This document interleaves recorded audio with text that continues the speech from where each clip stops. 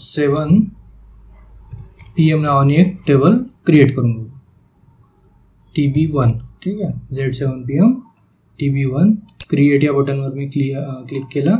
इथे काय short description provide करायचा, टेस्ट.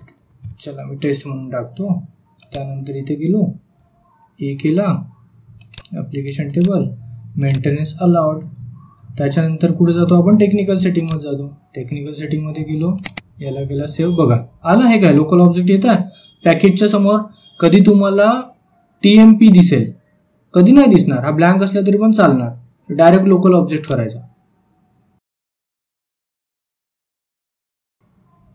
हे काय झालं, लोकल ऑब्जेक्ट झाल्याच्या नंतर मग आपण काय करतो, इथं APPL 0, साईज कॅटेगरी 0, याला केलो सेव्ह. सेव्ह केल्यानंतर बॅक आलो. मग इथे फील्ड घेतो आपण, मॅन्डेट.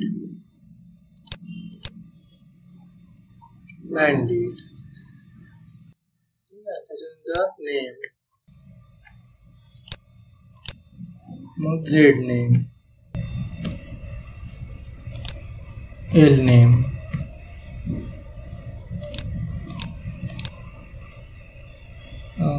Z नेम 1 घेऊन बघू. ठीक आहे, त्यानंतर L नेम झाला. काय घेऊ आता, एम्प्लॉयमेंट आय डी ZEMP_ID.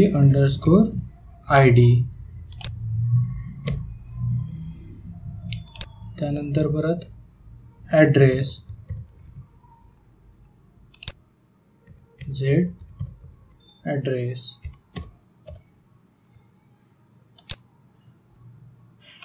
झाले, एवढ्या फील्ड्स आपण घेऊन बघितलं. याला केलो save, check. Enhancement category missing, extras, enhancement category, continue, can be deep enhance, copy. झालं टेबल क्रिएट. याला काय ॲक्टिवेट.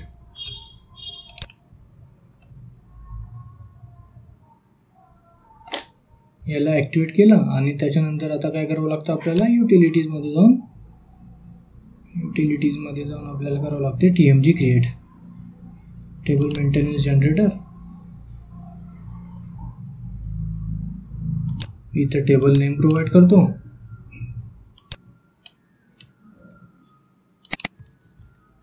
इथं %NC %, आणि खाली table name.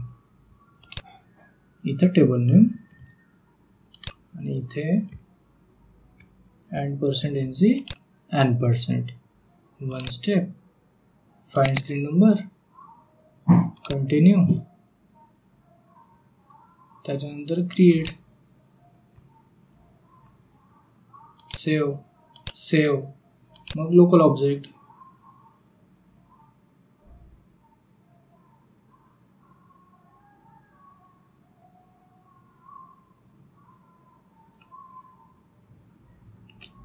Short description provide केल्यानंतर सेव्ह नाही करायचं, डायरेक्ट टेक्निकल.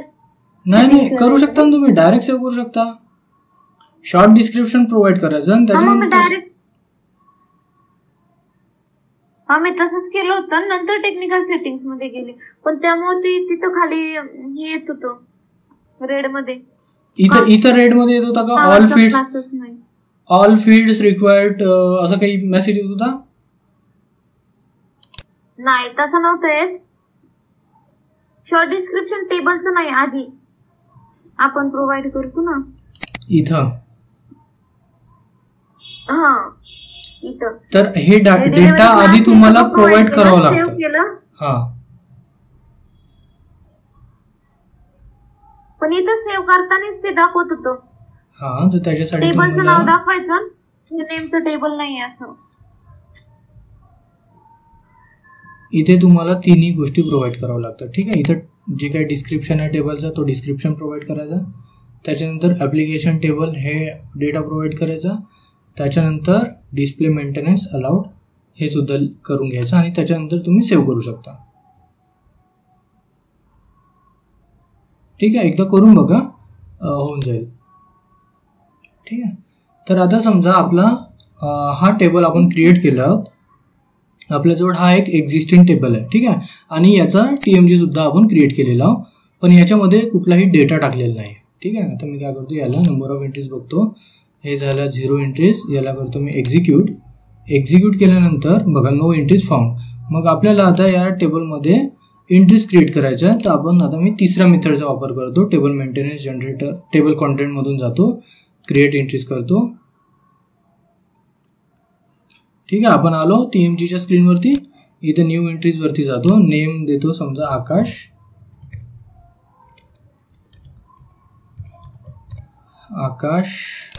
लास्ट नेम देतो केंद्रे.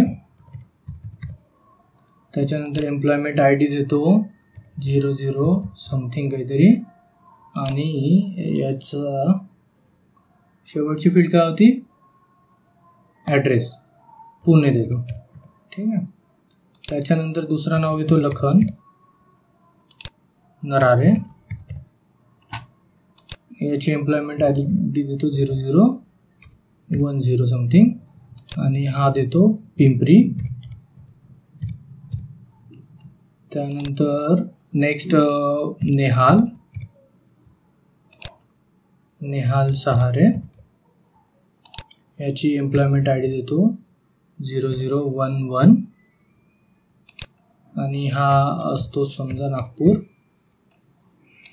त्यानंतर परत एखादी एंट्री सूरज शहा. याची ID देतो 0012, आणि हा असतो मुंबई. ठीक आहे, मी एवढ्या एंट्रीज क्रिएट केल्या आणि याला केला सेव्ह. आता माझा टेबल सेव्ह झाला. या टेबलसाठी TMG क्रिएट केलं. ठीक आहे. आता ह्या एंट्रीज आपल्या टेबलमध्ये असायला पाहिजे. टेबलच्या कॉन्टेंटमध्ये गेलो, नंबर ऑफ एंट्रीजमध्ये गेलो. बघा इथे 4 नंबर ऑफ एंट्रीज दाखवून राहिल्या. याला मी केलं close. Number of entries execute केलं. इथं आपल्याला याचे नंबर ऑफ एंट्रीज दिसत आहेत. बरोबर आहे. आता तुमचा एक्झिस्टिंग टेबल आहे, नंबर ऑफ एंट्रीज सुद्धा आहेत.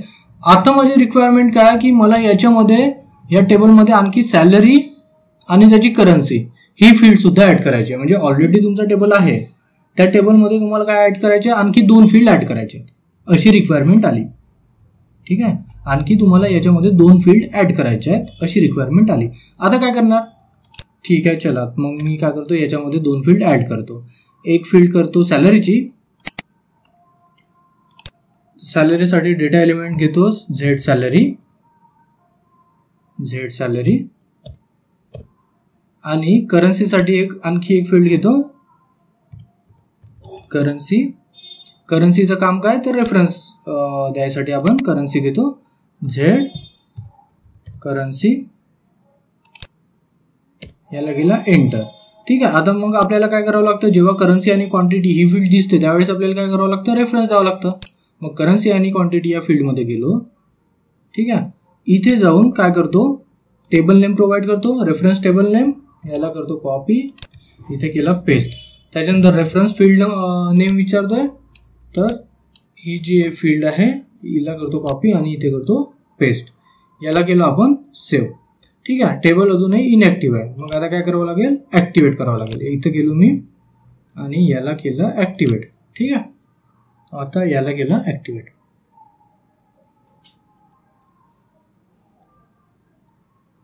हा, आपला टेबल ऍक्टिव्हेट झालेला आहे. ठीक आहे. आपला टेबल काय झालेला आहे, ऍक्टिव्हेट झालेला आहे. आता मी काय करतो, आपल्या टेबल कॉन्टेंट मध्ये जातो. ठीक आहे. टेबल कॉन्टेंट मध्ये जातो. काय वाटते तुम्हाला, आता ज्या फील्ड्स आपण ऍडिशनल घेतलेल्या आहेत, 2 फील्ड्स सॅलरी आणि करन्सी, ती फील्ड आपल्या टेबलमध्ये आले असतील की नाही?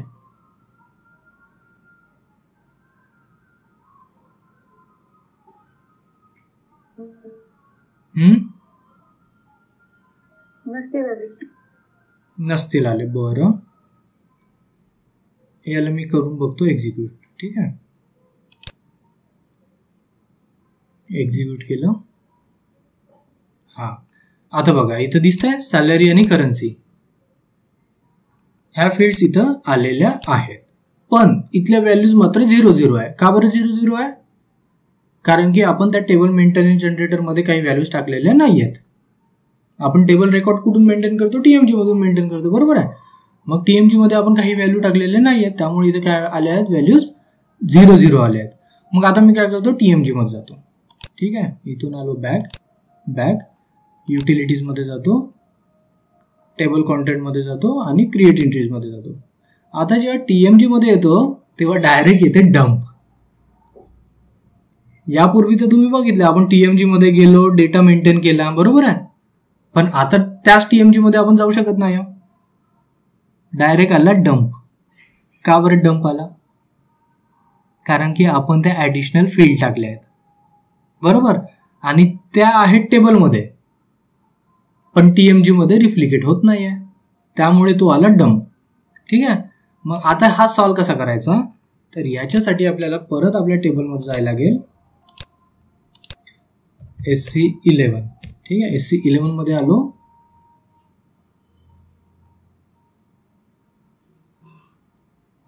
हा टेबल ओपन केला. आपण ऑलरेडी TMG जनरेट केलेला होता, बरोबर. मग आता आणि आधीच्या TMG मध्ये किती फील्ड्स होत्या, ऍड्रेस पर्यंतच्याच फील्ड होत्या, मॅन्डेट पासून ऍड्रेस पर्यंतच्याच फील्ड होत्या. सॅलरी आणि करन्सी फील्ड तर आपण नंतर ऍड केलो, बरोबर आहे. मग आता काय करावं लागेल, आपल्याला करावं लागेल डेटाबेस ऍडजस्ट. मग इथं एक ऑप्शन असते आपल्याजवळ, डेटाबेस ऑब्जेक्ट, डेटाबेस युटिलिटीज, आणि शेवटचा ऑप्शन आहे ऍक्टिव्हेट अँड ऍडजस्ट डेटाबेस. बघा इथे दिसतंय ऍक्टिव्हेट अँड ऍडजस्ट डेटाबेस. याला मी केला सेव्ह, याला केला यस. बघा आता तुमचं काय झालं आहे, डेटाबेस ऍडजस्ट झालेला आहे. ऍडजस्ट झाले म्हणजे ज्या 2 फील्ड आपण ऍड केलेल्या होत्या त्या सुद्धा या डेटाबेसमध्ये ऍडजस्ट झाल्या. मग आता जाऊन जर का TMG मध्ये बघितलं तर फील्ड आल्या असतील का, तर नाही, आता सुद्धा आलेल्या नाही आहेत. का बरं? कारण की ते जुनी TMG होती आणि त्या जुन्या TMG मध्ये फक्त ऍड्रेस पर्यंतच आपण फील्ड घेतलेल्या होत्या, म्हणजे फक्त ऍड्रेस पर्यंतच्याच फील्डसाठी TMG जनरेट झालेली होती. मग आता काय करायचं, परत जायचं आपल्या TMG मध्ये, युटिलिटीज, टेबल मेंटेनन्स जनरेटर, आणि जे ऑलरेडी एक्झिस्टिंग TMG आहे, जी ऑलरेडी एक्झिस्टिंग TMG आहे, कुठल्या टेबलसाठी, या टेबलसाठी, तिला करायचं डिलीट. बघा इथं आहे डिलीटचं ऑप्शन, याला करायचं डिलीट. त्याच्यानंतर कंटिन्यू. बघा हे डिलीट होऊन राहिली आहे. ठीक आहे, आपली TMG झाली डिलीट. आता इथून जायचं आपण बॅक, परत बॅक, आणि या टेबलमधून सुद्धा बाहेर, टेबलमधून आपण डायरेक्ट बाहेर आलो. आता परत याच टेबलमध्ये जायचं, चेंज करायचा. चेंज केल्यानंतर याला एकदा वाटत असेल सेव्ह करून ऍक्टिव्हेट करू शकता, नाही केले तरी पण चालेल, ऑलरेडी सेव्ह आणि ऍक्टिव्हेट असतो. ठीक आहे. आता परत जायचं युटिलिटीमध्ये आणि TMG रिजनरेट करायची. आता काय करायचं, TMG रिजनरेट करायचं, म्हणजे नवीन टेबलसाठी नवीन TMG जनरेट होणार. मग या टेबलचं नाव मी कॉपी केला, फंक्शन ग्रुपमध्ये पेस्ट केलं, आणि %NC %, इथं आलेलाच आहे. इथं 1 स्टेप 2 स्टेप माहिती तुम्हाला काय असते. 1 स्टेप केला, फाइंड स्क्रीन नंबर केला, प्रपोजल घेतला, आणि त्याच्यानंतर क्रिएट TMG वरती क्लिक केला. मग इथे केला सेव्ह, लोकल ऑब्जेक्ट. आता बघा रिक्रिएट करताना फक्त एकदाच विचारते, सेव्ह वाला ऑप्शन एकदाच विचारते, आणि ज्यावेळेस आपण नवीन TMG क्रिएट करत असतो फर्स्ट टाइम, त्यावेळेस तुम्हाला 2 वेळेस सेव्हचा ऑप्शन विचारते. ठीक आहे, हा झाला आपला TMG क्रिएट. आता जे TMG आपण क्रिएट केलो त्याच्यामध्ये आता जाऊन बघूया, utilities, table content, create entries. Create entries मध्ये गेलो. आता बघा आला, आपली TMG पण जनरेट झाली आहे. इथे सॅलरी आणि करन्सीची फील्ड सुद्धा आली आहे, बरोबर. आता मी सॅलरी देतो 45,000 याला, आकाशला, आणि याची करन्सी ठेवतो INR. त्यानंतर लखन केंद्रेला 47,000 सॅलरी देतो, याची याला देतो 46,000.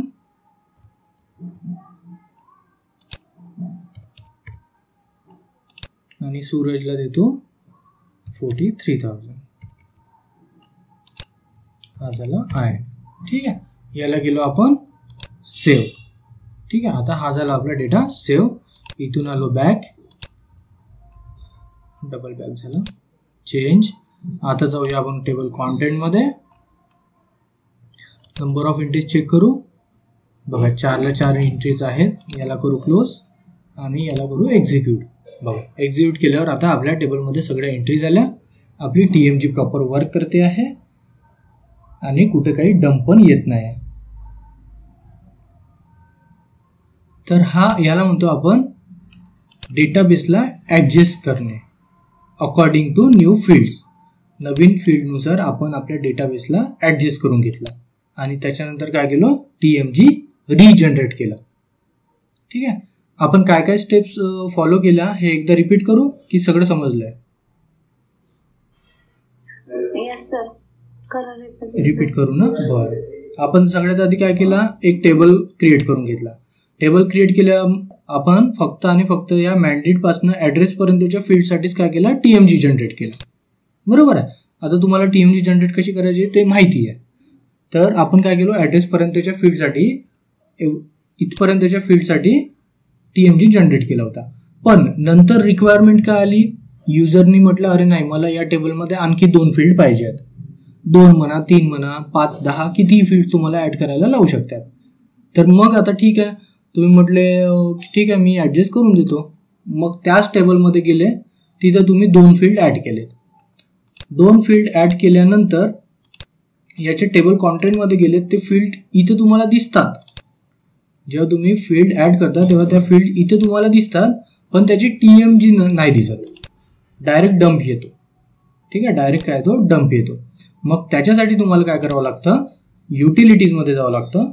युटिलिटीजमध्ये जाऊन डेटाबेस ऑब्जेक्टमध्ये जावं लागतं. डेटाबेस ऑब्जेक्ट नंतर डेटाबेस युटिलिटीजमध्ये जावं लागतं. डेटाबेस युटिलिटीजमध्ये गेल्यानंतर ॲक्टिवेट अँड ॲडजस्ट डेटाबेस म्हणून हा एक ऑप्शन तुम्हाला सगळ्यात शेवटी दिसेल. ॲक्टिवेट अँड ॲडजस्ट डेटाबेस ह्या ऑप्शनवर क्लिक करायचा. क्लिक केल्यानंतर याला करायचं सेव्ह केल्यानंतर आपण जायचं बॅक. ठीक आहे. बॅक गेल्याच्या नंतर परत कुठे जायचं, युटिलिटीजमध्ये टेबल मेंटेनन्स जनरेटरमध्ये जायचा. इथं जेव्हा आपण येतो तेव्हा इथं तुम्हाला ऑलरेडी एक्झिस्टिंग TMG दिसेल, जुनीवाली TMG. इथून या TMG ला काय करायचं, डिलीट करायचं. त्या TMG मध्ये जाऊन जे जुनी TMG आपण जनरेट केला होता त्या TMG ला डिलीट करायचा. आणि एकदा जर का ही TMG डिलीट झाली त्यानंतर परत बॅक जायचा आणि टेबलमधून पूर्ण बाहेर यायचा. परत त्या टेबलमध्ये जायचा. परत या टेबलमध्ये आल्यानंतर परत युटिलिटीजमध्ये जायचा, टेबल मेंटेनन्स जनरेटरमध्ये जायचं आणि इथून मग आता आपण जसं TMG जनरेट करतो नवीन तेच सेम स्टेप्स इथं फॉलो करायचे. इथं %NC %% आपण टाकतो ते फॉलो करायचं. त्याच्यानंतर टेबल नेम कॉपी करायचा, फंक्शन ग्रुपमध्ये पेस्ट करायचा. तुम्हाला 1 स्टेप पाहिजे की 2 स्टेप पाहिजे, स्क्रीन ह्या इथून चूज करून घ्यायचा आणि इथं मग तुम्हाला क्रिएटची बटन दिसणार. त्या क्रिएटच्या बटनवर क्लिक करायचं.